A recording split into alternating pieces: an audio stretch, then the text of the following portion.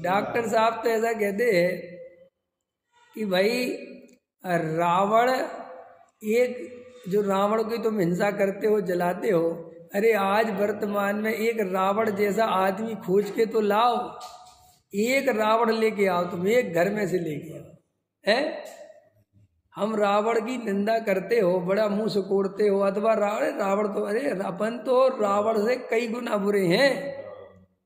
परिणति में देखा जाए रावण को कोई रोक नहीं सकता था।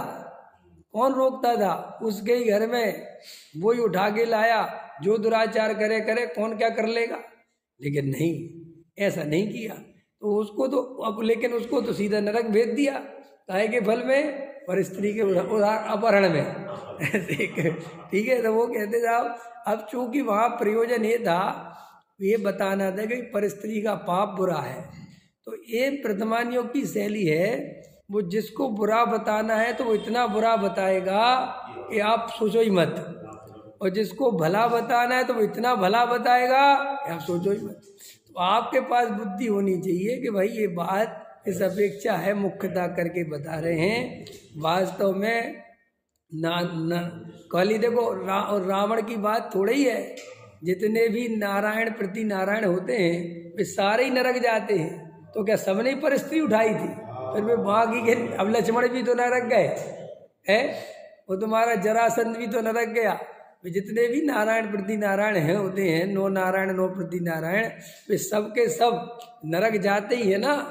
तो अलग अलग पाप से जाते हैं। तो ऐसा नहीं है, वैसे अनेक प्रकार के पापों का समूह इकट्ठा होता है, नरक गति का बंध हुआ होता है, जाना ही होता है। तो वैसे सब संयोग बनते हैं।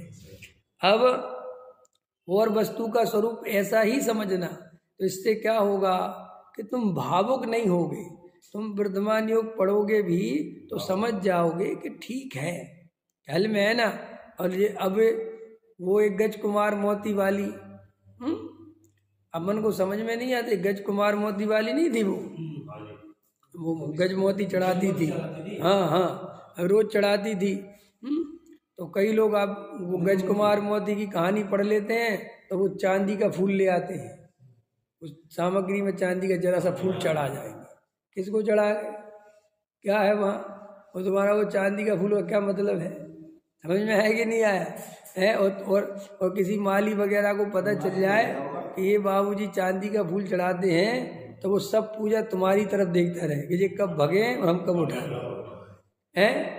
ऐसे करते ना लोग। तो ये गज कुमार मोती के अब आजकल तो बहुत आने लगे हैं, चांदी की इलायची बनवाने लगे हैं, ये सब नाटक बढ़ते चले जा रहे हैं, सब हो रहा है। तो अपन को शांति समझना चाहिए, इनका कोई लेना देना नहीं है धर्म से।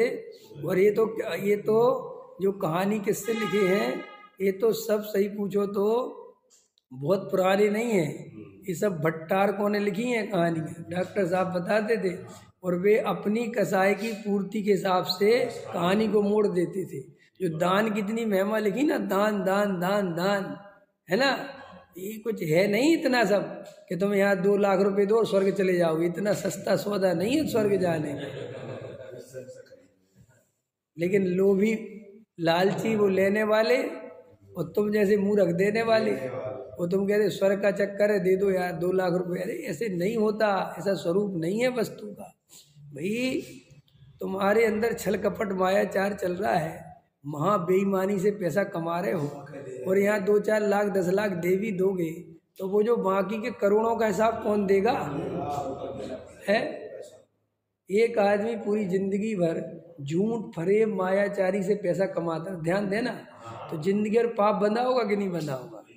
और फिर यहाँ मंदिर में आके 10-20 लाख रुपए दान, तो वो स्वर्ग चला जाएगा। ये कोई फूफाबाई का राज है क्या? अंधेर नगरी चौपट राजा थोड़ी है। जैन धर्म में एक एक परिणति का, एक एक कर्म का हिसाब है। यही तो जैन धर्म है, यहाँ अन्याय नहीं चलता। यहाँ ऐसा नहीं होता कि जिंदगी और पाप करो और मरते समय नमो कार्मन सुना दो तो स्वर्ग चले जाओगे।